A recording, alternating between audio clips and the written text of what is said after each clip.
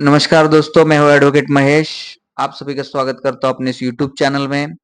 दोस्तों, पहले कुछ वीडियोस में मैंने आर्बिट्रेशन जो भी प्रोसीडिंग होती है बैंक द्वारा किया जाता है उसके बारे में आपको जानकारी दी। आज इस वीडियो में मैं आर्बिट्रेशन का जो नोटिस का रिप्लाई कैसे देना है वो मैं आपको इस वीडियो में डिटेल में बताऊंगा। दोस्तों, बहुत सारे लोग जो होते हैं लोन लेते हैं और लोन लेने के बाद उनको कुछ आर्थिक समस्याएं आ जाती है, उनकी जॉब चली जाती है या फिर उनका बिजनेस लॉस हो जाता है, ठीक है, या फिर कोई मेडिकल इमरजेंसी की वजह से वो भर नहीं पाते हैं लोन को, और फिर बैंक जो होते हैं उनको आर्बिट्रेशन का नोटिस भेजती है या फिर payment and settlement act section 25 का नोटिस भेजती है, फिर या फिर एनआई एक्ट 138 की नोटिस भेजती है। दोस्तों, आज ज्यादातर लोग क्रेडिट कार्ड इस्तेमाल करते हैं, लोन लेते हैं, पर्सनल लोन लेते हैं, हाउसिंग लोन लेते हैं, कार लोन लेते हैं, और ये लोन लेने के टाइम हम जब एग्रीमेंट बैंक से साइन करते हैं या फिर फाइनेंस कंपनी से साइन करते हैं उस टाइम हमें वो जो क्लॉज जो दिए रहते हैं एकदम छोटे छोटे अक्षरों में और बहुत सारे पेजेस में वो लिखे रहते हैं, वो हम पढ़ नहीं पाते हैं। कोई भी इंसान, आम इंसान उसको वो पढ़ नहीं पाता है, और बैंक क्या करती है उसके ऊपर आपके साइंस करके वो जो होते हैं एग्रीमेंट जो होते हैं कर लेते हैं। बट जब भी कभी आगे जाके लोन उनका डिफॉल्ट हो जाता है, वो ईएमआई नहीं भर पाते, तो उस एग्रीमेंट में लिखा होता है कि जब भी कभी लोन आपका डिफॉल्ट हो जाए, जब भी आप कभी लोन भरेंगे नहीं, ईएमआई बाउंस हो जाए, जब भी आपका जो लोन है एनपीए हो जाए, तो उस कंडीशन उस समय हम आपके खिलाफ आर्बिट्रेशन प्रोसीडिंग के द्वारा हम आपके खिलाफ एक्शन ले सकते हैं। तो बस एक क्लॉज वो डाल के जब आपका लोन आप नहीं भर सकते तो उस कंडीशन में आपको इस लोन रिकवर करने के लिए एक यूनिलैटरल आर्बिट्रेटर वो बैंक क्या करती है, अपॉइंटमेंट करती है, जिसमें आपकी कोई भी कंसेंट ली नहीं जाती, और विदाउट आपके कंसेंट बैंक अपना खुद से ही आर्बिट्रेटर अपॉइंटमेंट करेगी। आपको लीगल हेयरिंग करने के लिए आपको एक नोटिस भेजेगी कि आपको इस एड्रेस पे इस पते पे आना है, और आपको आर्बिट्रेशन की हियरिंग क्या करनी है, ज्वाइन करना है, दोनों का जो भी डिस्प्यूट होगा वो यहाँ पे सॉल्व करना है। दोस्तों, जब भी आर्बिट्रेशन की ही प्रोसेस होती है तो वो प्रोसेस अपने शहर में बैंक कभी नहीं करता। जहां जिस शहर से आप बिलोंग करते हैं, जिस शहर में आपने लोन लिया, क्रेडिट कार्ड लिया, उस शहर में कभी वो बैंक क्या करती है, आर्बिट्रेशन नहीं करती है। दोस्तों, आपका आर्बिट्रेशन प्रोसीडिंग रहेगा, जैसे कि आप रहते मुंबई में तो आपका दिल्ली में रहेगा, आपका कलकत्ता में रहेगा, चेन्नई में रहेगा। तो उस जगह पे आपको बुलाया जाता है जिस जगह पे आप आसानी से इतने जल्दी आप पहुंच नहीं सकते, आपका जो भी स्टेटमेंट वहां पर रख नहीं सकते। दोस्तों, तो ऐसे बैंक जो होती है आपके खिलाफ जो है चक्रव्यूह जो है वो रचती है आपके खिलाफ। तो दोस्तों, आज मैं ऐसे कुछ आर्बिट्रेशन नोटिस जब आपको आ जाता है तो उसके रिप्लाई हमें कैसे भेजना है, उसके ऑब्जेक्शन हमें कैसे भेजने, इस नोटिस में आपको मैं बताने जा रहा हूँ। लीगल नोटिस का रिप्लाई कैसे करना है ये आपको बताने जा रहा हूँ। दोस्तों, पूरे यूट्यूब के साइड पे आपको ऐसा कोई वीडियो नहीं मिलेगा जिसमें आपको ये लाइव में ड्राफ्टिंग जो है करने का कैसे समझाया गया है, ऐसा कोई वीडियो आपको नहीं मिलेगा। दोस्तों, तो दोस्तों, जब भी हमें लीगल नोटिस को ड्राफ्ट करना है तो हमें लीगल पॉइंट्स के अंदर हमारे रखने चाहिए। सबसे पहले हमें यह जानना चाहिए दोस्तों कि जो भी आर्बिट्रेशन प्रोसीडिंग होता है वो कैसे इनिशिएट हो सकता है। आर्बिट्रेशन कंसिलेशन एक्ट 1996 के सेक्शन 11 में बताया गया है अपॉइंटमेंट ऑफ आर्बिट्रेटर। अब देखिए दोस्तों, मैं यहाँ पे जो भी चीजें बताता हूँ मैं प्रैक्टिकली आपको बताता हूँ, और आज भी मैं आपको प्रैक्टिकली इस चीजों को एक्सप्लेन करूंगा। तो इस वीडियो को आप पूरा देखना, और वीडियो को आप लाइक और सब्सक्राइब जरूर करना। दोस्तों, 11 नंबर का जो सेक्शन है आर्बिट्रेशन एक्ट का, उसमें बताया गया है कि अपॉइंटमेंट ऑफ आर्बिट्रेटर। अब ये आर्बिट्रेटर कैसे चुना जाएगा दोस्तों, तो मैं यहाँ पे 11 नंबर का सेक्शन आपको पढ़ के बता देता हूं, जिसमें बताया गया है कि अपॉइंटमेंट कैसे किया जाएगा आर्बिट्रेटर का। अब यहाँ पे 11 नंबर का सेक्शन है अपॉइंटमेंट ऑफ आर्बिट्रेटर। अब यहाँ पे पहला ही लाइन आप पढ़ लो दोस्तों कि a person of any nationality may be N arbitrator unless otherwise agreed by the parties. मतलब ये सेक्शन क्या बता रहा है दोस्तों, दोनों पार्टी जब एग्री करेगी तो ही कोई आर्बिट्रेटर चुन सकता है या फिर कोई आर्बिट्रेटर जो होता है अपॉइंट हो सकता है। अब बैंक करती क्या है दोस्तों, बैंक करती ये है कि आपका जो एग्रीमेंट जब साइन करती है उसमें आर्बिट्रेशन का पॉइंट डाल देती है और वहां पे आप लिख देती है कि जब भी कभी ऐसा डिस्प्यूट हो जाए तो हम आपके खिलाफ आर्बिट्रेटर जो होते हैं हम खुद ही अपॉइंट करेंगे।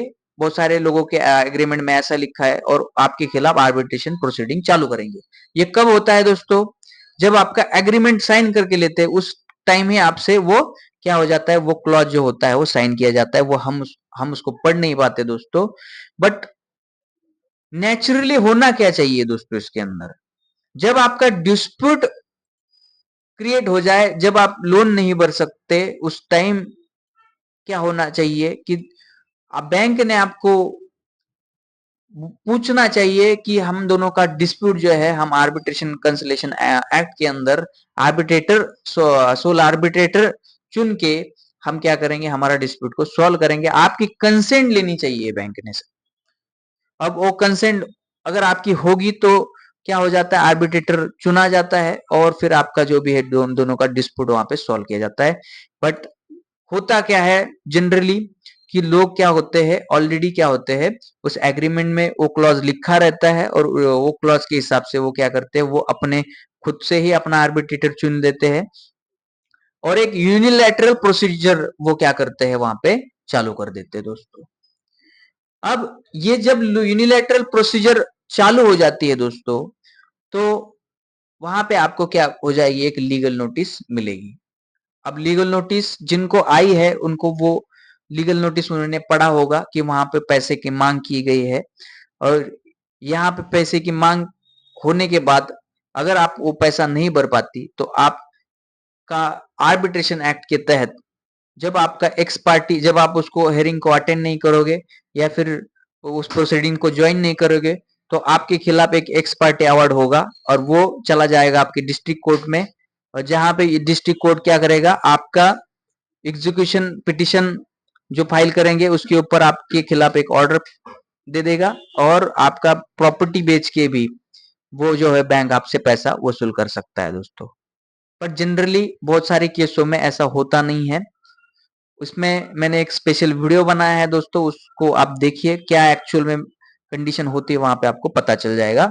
उसका लिंक मैं डिस्क्रिप्शन में दूंगा या फिर अपने चैनल पे जाके आप देख सकते हो। अब मैं आज आपको मैं जो बताने जा रहा हूं दोस्तों कि आर्बिट्रेशन लीगल नोटिस का रिप्लाई कैसे करना है, ऑब्जेक्शन कैसे फाइल करना है।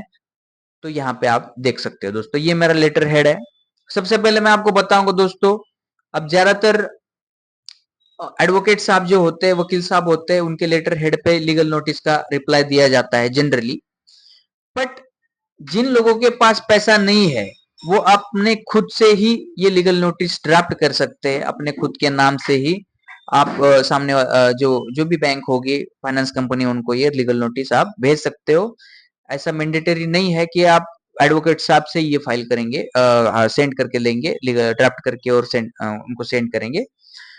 बट होता क्या है दोस्तों कि जब आप एडवोकेट साहब के लेटर हेड पे उसको भेजते हैं तो थोड़ा सा उसका एक वेटेज अलग होता है, उसका वजन एक अलग होता है।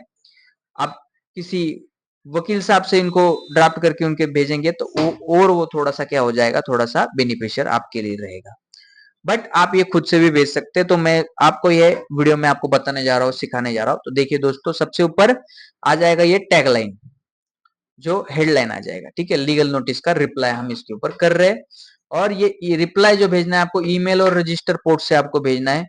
और जब जिस दिन का यहाँ पे डेट लिखना है आपको। और जो सामने वाली जो पार्टी है, जो भी आर्बिट्रेटर होगा और जो भी बैंक या फिर फाइनेंशियल इंस्टीट्यूशन रहेगा उनका नाम, एड्रेस और नाम यहाँ पे आपका आ जाएगा।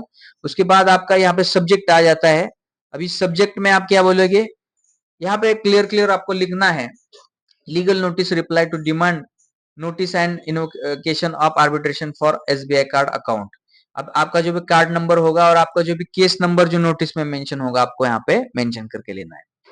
तो दोस्तों यहाँ पे पैरा चालू हो जाता है ऑन बिहाफ ऑफ, अब जैसे एडवोकेट साहब करेंगे तो उनके हिसाब से वो लिखेंगे ऑन बिहाफ ऑफ, आप लिख देना खुद से ही कर रहे हैं, ठीक है। On behalf of and upon instruction of my client, ये मैं डेमो के लिए नाम लिख दिया है और डेमो के लिए एड्रेस यहाँ पे लिख दिया। आप यहाँ पे आपका खुद का नाम और एड्रेस डाल सकते हैं। In response to your demand notice and invocation of arbitration dated 14 August 2024, my client opposes the unilateral invocation of the arbitration and appointment of an arbitrator without his consent। यहाँ पे बोला गया दोस्तों कि हमारे क्लाइंट का कोई कंसेंट नहीं लिया है और आपने क्या कर दिया, आर्बिट्रेटर अपॉइंट कर दिया है। अब यहाँ पे नीचे वाले पैरा को हम समझेंगे। My client stated that he was neither consulted nor provided with the opportunity to the consent to the appointment of Mr। ये जो आर्बिट्रेटर का नाम है दोस्तों आप यहाँ पे लिखोगे जब जैसे आपके आर्बिट्रेशन नोटिस के ऊपर लिखा होगा। Such unilateral appointment constitute the fragment of violation of principle of natural justice. मतलब क्या बोला है, ये नेचुरल जस्टिस के खिलाफ आपने क्या कर दिया, यूनिलैटरल अपॉइंटमेंट कर दिया है। In article 14 of the Constitution of India and it's contrary to provision of section 11। अब मैंने सेक्शन आपको 11 तो यहाँ पे समझा दिया कि बोथ पार्टी के कंसेंट से ही ये अपॉइंटमेंट हो सकता है आर्बिट्रेटर का।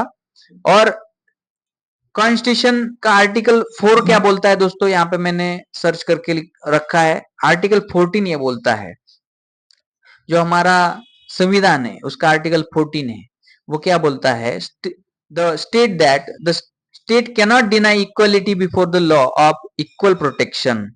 अब इक्वलिटी का ये बात करता है, ये इक्वल, सबको इक्वल चांस मिलना चाहिए, इक्वल रखना चाहिए, इसको एक्सप्लेन करता है आर्टिकल 14। तो हमें इसमें लिखना है अपने नोटिस में, तो ये आर्टिकल 14 के खिलाफ जा रहा है और सेक्शन 11 के खिलाफ जा रहा है। तो बैंक भी समझेगा कि कुछ सेक्शन इन्होंने मेंशन किए तो कुछ तो जानकारी इस पर्सन को है, लीगल जानकारी है, तो इसलिए इसने इसको मेंशन किया है। The act maintains that the appointment of arbitrator by the mutual consent। अब म्यूचुअल कंसेंट से अपॉइंटमेंट जो होना चाहिए आर्बिट्रेटर का होना चाहिए। ठीक है दोस्तों, इस तरीके से इस आपको पैरा को करना है। My client state that fundamental rights to a fair and impartial arbitrator process as a guaranteed under arbitration cancellation act 1996, principle of natural justice, this include right to participate in selection of the arbitrator, any arbitration proceeding initiated without adhering to the essential of procedure safeguard and challenges may be rendered null and void। अब मतलब जैसे अगर ऐसे कोई unilateral आप procedure करते हैं, natural justice के खिलाफ आप अपॉइंटमेंट करते हैं, वो क्या हो जाएगा, नल एंड वाइड हो जाएगा। इस तरीके से यहाँ पे इस पैराग्राफ में हमने कहा गया है। अब आगे क्या पैराग्राफ में है, my client state that he has not been furnished with copy of card holder agreement by SBI card any point of time, consequently the client remains uninformed of the terms and condition including any arbitration clause। मतलब इसमें arbitration clause है या नहीं, हम agreement में जो है हमें कोई इन्फॉर्म नहीं किया, ना हमें कोई एग्रीमेंट का कॉपी मिला है। अब ज्यादातर प्रकरणों में जो बोरोर होता है, लोन बोरोर होता है, उसको लोन का एग्रीमेंट देते ही नहीं लोग, बैंक वाले। तो हमें कैसे पता चलेगा कि इस आर्बिट्रेशन एग्रीमेंट में आर्बिट्रेशन का क्लॉज है भी या नहीं है। तो लोन बोरोर जब मांगता है तो भी बहुत सारी कंडीशनों में ऐसा होता है कि लोन बोरोर को यार जो एग्रीमेंट जो है दिया नहीं जाता। अब देखिए इसमें हमने हमारा पॉइंट रखा है कि हमें जो है एग्रीमेंट हमें मिला नहीं है, तो हमने इसमें लिख दिया है। ठीक है, तो ये पॉइंट इसी को एक्सप्लेन करता है दोस्तों। अब आगे जाते हैं दोस्तों, कॉपी ऑफ एग्रीमेंट का जो है हमें मिला नहीं है, तो हमें यहाँ पे आगे बोला in absence of the client having received a copy of card holder agreement the enforceability of any arbitration clause contain there in questionable and to challenge. मतलब ये क्या बोल रहा है कि हम ये क्वेश्चनेबल है कि सम आर्बिट्रेशन क्लॉज है या नहीं है, तो ये इसमें बोला गया है। 4 नंबर का पॉइंट है my client state that acting in good faith. अब ये क्या है, इसका गुड फेथ है, उसका तो लोन भरने का mindset है। Extend an offer to resolve the dispute amicably through negotiation and settlement in accordance with section 30 of the arbitration act। अब इसमें क्या बोला है कि सेक्शन 30 क्या बोलता है आर्बिट्रेशन एक्ट का, कि 30 में आप सेटलमेंट भी कर सकते हैं बैंक में, जो भी आपका जो है नेगोशिएशन करके जो भी आपका अमाउंट बनता है, जो अमाउंट है आप भर के उसको सेटलमेंट मेरा जो है क्लाइंट है ये करना चाहता है, ऐसा इसमें मैंने लिख दिया है दोस्तों। तो हमारा इंटेंशन में भी इसमें आ जाता है, इस नोटिस में, लीगल रिप्लाई नोटिस में, कि हम ये लोन भरना चाहते हैं, ये इंटेंशन हमारा यहाँ पे आ जाता है दोस्तों। तो 5 नंबर का पॉइंट क्या है, my client expressly grave concern regarding the impartiality in independence of arbitrator unilaterally appointed by SBI card. The absence of client involvement appointment process create perception of bias। मतलब ये आर्बिट्रेटर का बायस हमें इनपार्शियल है या नहीं है, क्योंकि आपने खुद ने ही चुना है, हमें तो कुछ बताया नहीं गया ना, हमारे से कोई कंसेंट लिया है, तो ये इनपार्शियल होगा, ये हमें इसके लिए हम डाउट करते हैं। विच में be ability act fairness and objectives. आप आगे का समझ लेना दोस्तों कि ये बेसिक आप उसमें से मैं बता दे रहा हूँ, छोटी छोटी चीजें आपको शॉर्टकट में आपको समझा रहा हूँ इसमें। अब ये क्या कर रहा है, सच सिचुएशन ऑफ इनिशिएट और to the fundamental principle of the fair hearing and clot potential rendered the arbitral award unenforceable. मतलब ये क्या कर रहा है, फेयर हियरिंग के लिए, जैसे आपका हियरिंग फेयर होगा या नहीं होगा, इसके लिए ये क्लॉज क्या कर रहा है, ये थोड़ा सा इसके अंदर हमें डाउट आ रहा है, इससे इस नोटिस में मैंने लिखा है। अब जैसे मैंने यहाँ पे 6 नंबर का पॉइंट लिखा है, my client state that in the interest of transparency and to ensure client inform participation in the proceeding we request that SBI card payment service limited immediately furnish a copy of card holder agreement। मतलब हमने यहाँ पे बोला है कि हमें agreement की copy नहीं मिली है, तो हमें वो क्लॉज चेक करना है। आप क्या करिए, इस ईमेल आईडी पे हमें वो एग्रीमेंट क्या कर दीजिए, वो यहाँ पे आपका ईमेल आईडी लिखेंगे तो यहाँ पे आपका ईमेल पे आपको एग्रीमेंट मिलेगा, ठीक है। अगर नहीं मिलता है तो फिर वो क्लॉज है या नहीं, इसके ऊपर डाउट जाता है दोस्तों, ठीक है। तो यहाँ पे 7 नंबर का पॉइंट ये बोल रहा है, my client reserve the right to challenge the setting aside any arbitral award rendered in this matter pursuant to section 34 अब आर्बिट्रेशन एक्ट। अब ये क्या बोल रहा है कि अगर कोई अवार्ड पास हो जाता है तो चैलेंज हम कर सकते हैं अंडर सेक्शन 34 में। अब ये सेक्शन 34 क्या बोलता है, ये मैंने ऑलरेडी आपको एक वीडियो बनाया है जिसमें आप आर्बिट्रेशन अवार्ड को चैलेंज कर सकते हो, वो आप देख लेना दोस्तों, ठीक है। तो इसमें ये बोला गया है।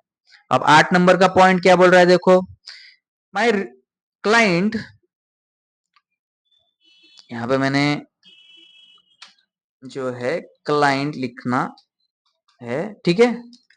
अब आप अपना हिसाब से वहां पे लिख देना अगर आप खुद भेजेंगे। My client reserve the rights to claim cost damages interest for any loss injury or prejudice suffered as direct consequence of the improper conduct of the arbitration proceeding। अगर कोई लॉस हो जाता है, डैमेज हो जाता है, मेरे क्लाइंट इंजुरी कुछ हो जाता है, तो उसकी पूरी जिम्मेदारी आपकी रहेगी, ऐसा इसमें बताया गया है the unilateral appointment of arbitrator.